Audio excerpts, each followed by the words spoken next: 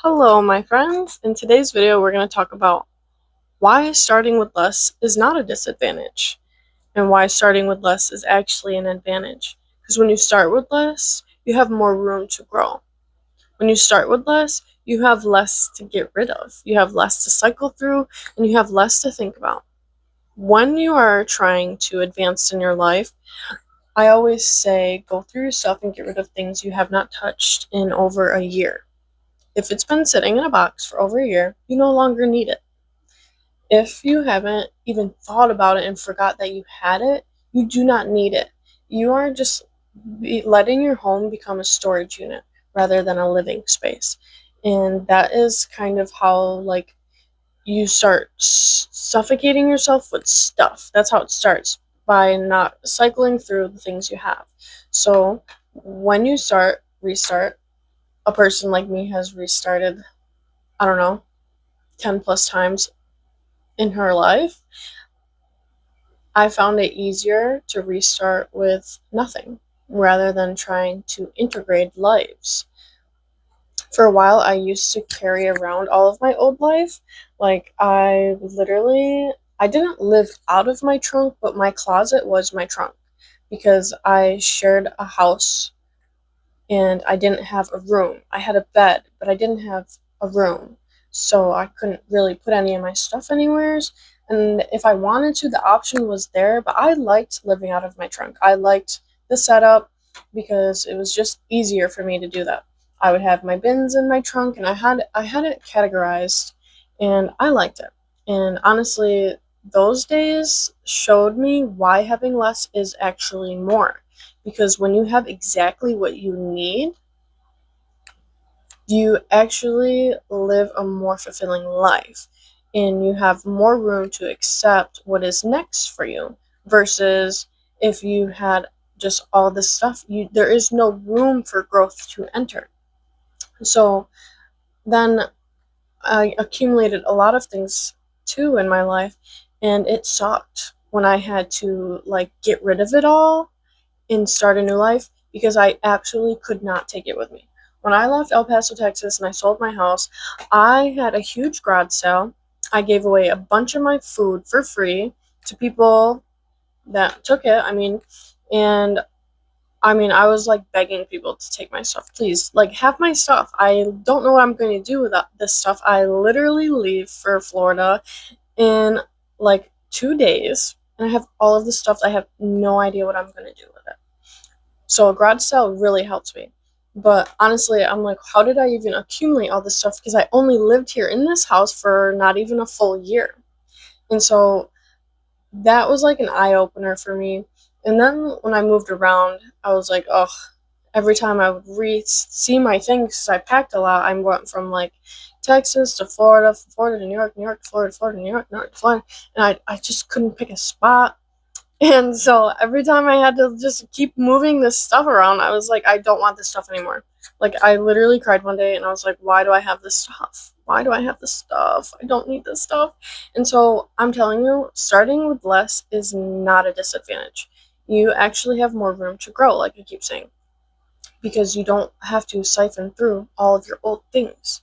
You just literally have room to accept on new.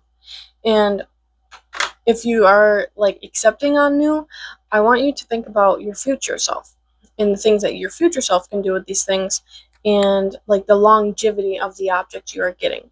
Because we think, in a world full of consumer mindset, we think we need to buy, have, more, when really we should be having less.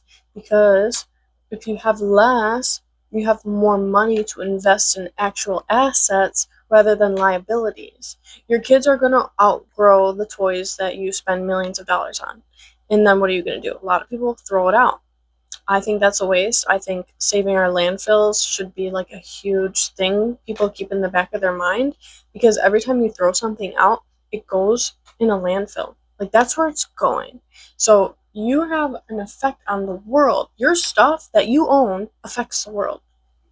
And how you get rid of it also affects the world. So me, I would really rather give away my stuff. I'd rather donate it to Goodwill, to needy centers, to people on Facebook, to anywheres and anybody that will take it, rather than throwing it out in a garbage bag, because that is the easy thing. That is the easiest thing you can do. It takes time to pack it up and put it in the car or find somebody to give it to, and make sure that if they don't show up, now what are you doing with the stuff? Like, so it takes time, and I know why everyone just throws it out in a bag, because it's easy. But easy is not always best. It's not always right. Just because it's easy doesn't make it right.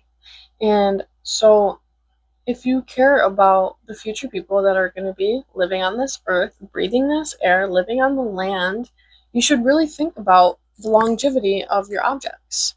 So I'm at the point in my life where, like, I have seasons of buying.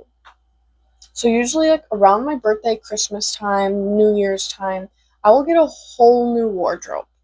A whole new wardrobe. I don't buy clothes throughout the year. I literally lump sum my clothes in one time, and then I don't think about it again. So I reflect on who I want to be and what that person will be wearing, even down to the pajamas. What kind of pajamas does she wear?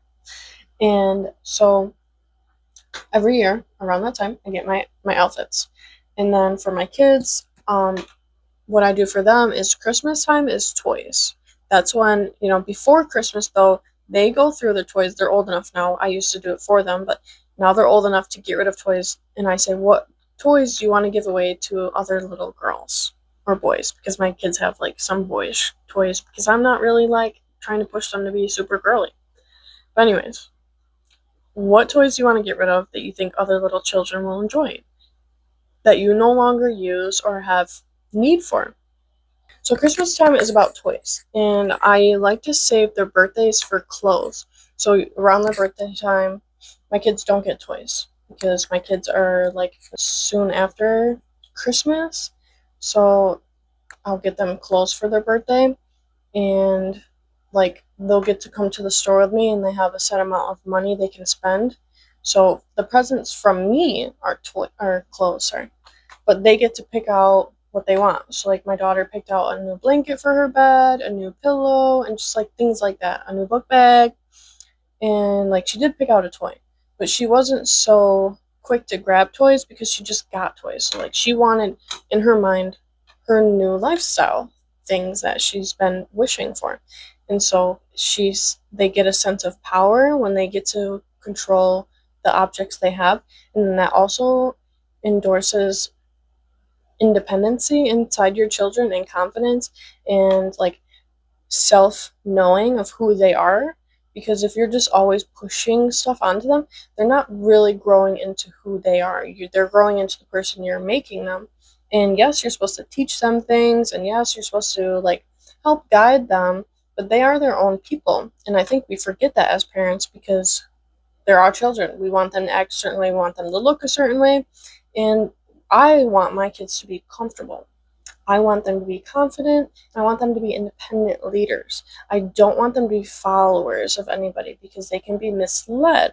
So I want them to be good leaders, though. I don't want them to be boastful, stubborn, like nasty leaders. Like, so there's a balance. But anyways, so then like obviously I'll still buy them clothes through the season as they grow, because they are getting older. And also, like, their birthday time is when they get new shoes. But again, if they need new shoes, I'm not going to not get them new shoes because it's not their birthday. Like, I'm not weird like that, so I'm not saying don't be like that. But if you're trying to get out of the cycle of, like, always buying new, put your things on seasonal buying. Buy your things in seasons. And so that's kind of what I've adapted. I'm not perfect at it, and it's something I kind of newly have walked into.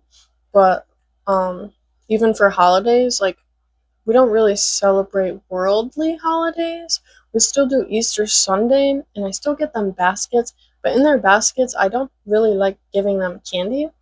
I will give them springtime toys, so like jump ropes, hula hoops, chalk, paint, like things that are going to help them be creative this summer, help them be outside. Because I think that your kids knowing how to play outside, especially in iPad world, today's age children, it's important that they know how to like play outside with sticks and nothing, but also having chalk, like things that make them creative. imagination, just that structure their childhood and preserve their innocence. And so, I'll also, like, what other holidays?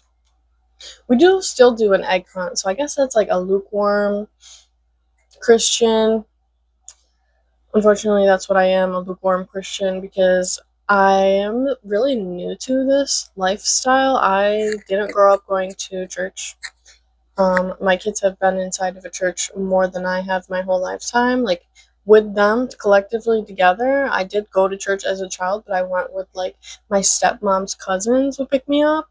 So God was always there for me, but, like, I want my children's relationship to be well more established than mine. So I'm sure they'll grow up and celebrate holidays much more different than I am, but I'm at least opening the door to them to having an experience with Jesus in their life. But living on, like, a buy plan, we'll call it, I don't know what to say, a structured consumer lifestyle, it helps you, like, get out of the I need this right now. It helps you, like, not be so tricked into the trends of buy this right now. This is what's trending right now, buy it, even though it's garbage and it's going to be filling the landfills within the year. And, like, I just think that's not pretty. I don't like that. And so I just don't feed into that. And also, like, when you're becoming a consumer lifestyle, the things you're buying are liabilities. What do I mean by that? I mean, they're not bringing you any money later on. They're not going to revenue anything. Once you buy it, it's done. The money's spent. But if you buy assets, what's an asset? An asset is something you buy, you hold on to, it accumulates more money, you sell it, and you get your money back and then some. Does it always work out? Maybe not. I mean, I've had some, like, fails, but because I'm learning what an actual asset is. So there's digital assets. There are, like, market assets in housings. So you buy a house and you fix it up, and now you have an asset that's worth more. Cars are not assets, they're actually liabilities. As soon as you buy a car and drive it off the lot, it depreciates. So, what does that mean? It means it loses value because you're driving it and putting miles on it. So, I try to not buy things that depreciate when I buy them. Does that mean I don't buy toys? No, I still buy the little trinket things, but I found ways. For me, it became like, it's still an asset because somebody else can use it when I'm done. So yeah, I'm not going to make money off of it, but still it's going to be usable for somebody else, so it's not going in the landfill. It's not total trash. And, like, I won't buy brand new cars. Why not? Why? Oh, I don't care about the trinkets and whistles. The brand of cars that I like is BMW. Honestly, I really love BMW. So, like, does that make me bougie? No, I don't think so. I had a 2012 BMW that lasted, like, I towed a U-Haul behind it from Texas, El Paso, Texas, like the outskirt of Texas, all the way to Florida, and I did all of these crazy trips in that car, and that car lasted me so long, and it was only $12,000. What? You bought a BMW for 12,000? Yes, girl. Yes, yes. You can have nice things for cheap, and that's what I'm trying to say. Like, back in the day when I was a child, I remember if anyone had a car payment of $600, that meant they had, like, a luxurious, nice new car. Nowadays, that's like a used Toyota payment, and that is wild to me. That just goes to show how much, like, the dollar value is losing, or just how expensive life is becoming. So, like, I don't know, you pick which one makes more sense. So, I like BMWs. Right now, I'm actually driving my dad's car. He passed away, and I had it towed down to me, and I bought out my siblings, and that's what I'm driving. I'm driving my dad's car right now. And I don't, like, at first it was sad, but now I'm seeing it for the value of what it is. In a way, it was like the last thing for me and my siblings to split between him, because my dad was in active addiction and he lost everything. My dad built literally an empire. I watched him accumulate like 10 apartments, and every Sunday all of us kids would go cut the lawn. Every time someone would move out, we would clean it, we would put fresh paint on the walls, like, so I thought I was going to like step into that. And since I'm the oldest, I figured like it would be my job to delegate what happens to all those things when he dies. But in active addiction, he lost everything. He literally lost everything. Like literally. And so I also learned a life lesson from that because like I watched my dad accumulate so many things. And then I watched him like have nothing at the end. And that was the wildest thing to me because I looked up to my dad my whole life. My dad was my best friend until like I noticed he was unhealthy for me to be around. And so I didn't talk to my dad for 2 years before he died. So I had a lot of like I felt weird driving his car because I didn't even know the person that bought the car. I just knew my dad bought the car and now I'm driving it. Like he literally didn't even get to register the car. He went into the hospital and like never came out. And he bought that car the day he bought that car, he literally went to the hospital. So like that's a wild side story for you. And I'm being so vulnerable because I want you to understand, like, I don't come from this perfect life. Nobody really taught me what I'm teaching you or talking about. I've had to, like, learn these things through people for myself. And so I really find a responsibility in showing people what I've learned because I didn't learn something small. It's literally transformed my whole life, the things I've learned. And so it's just kind of like unique to see how things could crumble if you don't manage them. So yeah, just because you get all of these things, you still have to manage them. So you have to think about that. So yeah, it's fun. You get an adrenaline rush buying all these things, but then like you have to think about the longevity. You have to think about the taxes if it's property, land, like you have to think about the yearly taxes. You have to think about the upcoming maintenance for it. So like cutting the grass, making sure the nothing breaks in the house, your hot water tank still works, your furnace is working, if you live in New York, and like things like that. So you have to make sure like your lifestyle can accommodate any problems that might arise because life comes with problems. Whether you think you're untouchable or not, it's on its way. And so you have to be always ready. And you have to think about the longevity of holding on to something. So if you want to try to pass it down to your children and you don't want them to have to pay inheritance tax or have to wait for things to go through the probate phase, I suggest looking into trust funds. Because trust funds, if you get sued by somebody, they can't sue a trust fund. They could sue you and they could sue what you own, but they can't sue a trust fund because a trust fund is different than just owning it. A trust fund is like, it, in my opinion, from what I know, it makes you untouchable. Like from the government, from people, and it generates literal wealth for your family. Generational wealth. That's how all the rich people are doing it. They put everything in trust funds and they pass it down. And like a trust fund works, we give it to your kids, you give it to your grandkids, you can give it to your grandkids, but there's a risk in that because those people have to be born.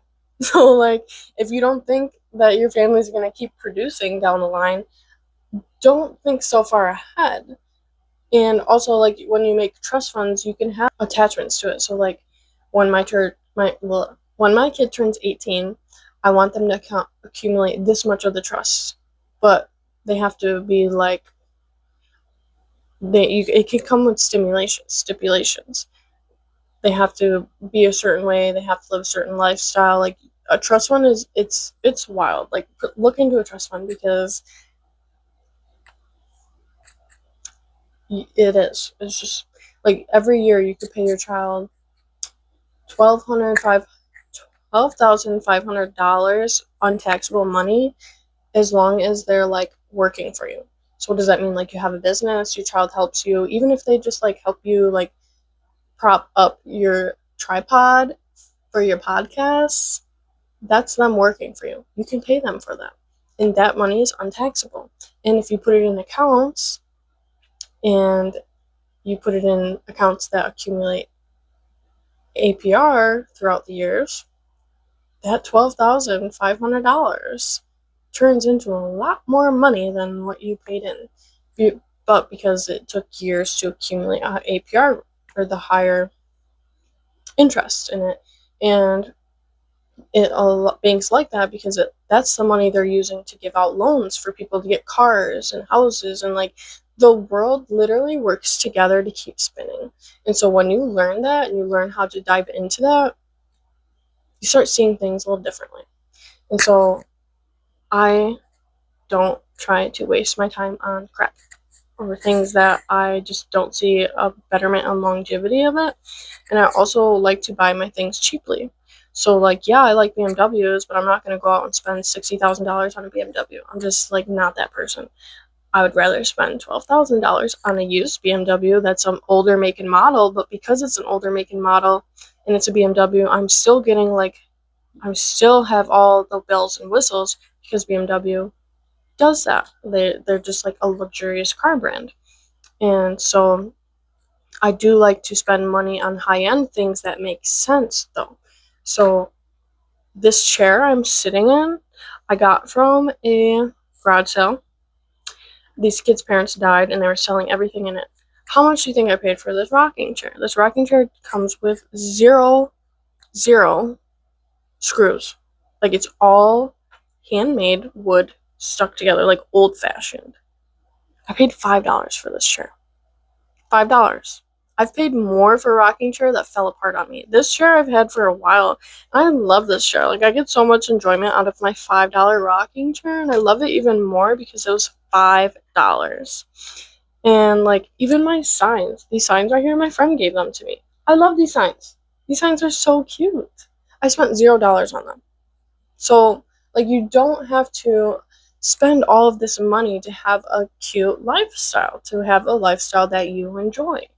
You don't have to keep up with what everybody else is doing. You just have to, like, literally buy things that make sense for your life, for what you want out of your life, not for what the world says you should want for yourself, what you literally want. I like old-fashioned, like I'm kind of like an old soul. I've been told, a free-spirited old soul. I have words above my age because I've lived things above my age experience. Like not a lot of people have gone through the things I've gone through, and I don't feel like bad for myself for going through these things. I'm actually really appreciative of going through all the hardships I've had to, because it's taught me how to be a responsible person. And like I'm a stay-at-home mom, so I am trying to generate money through my content, but also like that's a bonus for me because I really love to help people. And like I always used to make videos, and I never knew you could get paid for them. So then I finally figured out you can get paid for making content by becoming monetized. And so like after that I found that out, I was like, interesting. And like I live with my husband and my children, and we live off of his income. And I've had to like find ways to make it work with his income because it is expensive to live. And so like I have the Dollar General app, and excuse me, and they put on coupons for detergent. So I'll usually get my detergent on sale with Dollar General. Yes, there's more like I want to be like a crunchy mom, but I'm advancing into her. Like I come from a family that like never even gardened.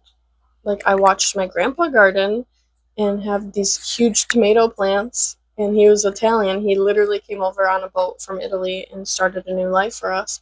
I am the first non 100% Italian like generation to be born in my family. If that's not the wildest thing. Like I find that so wild. My dad was literally 100% Italian, and I was almost born in Italy. Like I was generations away from being born in Italy. But my grandpa came over on a boat and made a life for himself, and like here I am. So like what you do in your lifetime affects generations to come in your lifeline. And that's just, it blows my mind sometimes. But so I'm trying to become a crunchy mom. But I am more, I've heard this new saying, what is it? A butter mom? I think that's the whole word.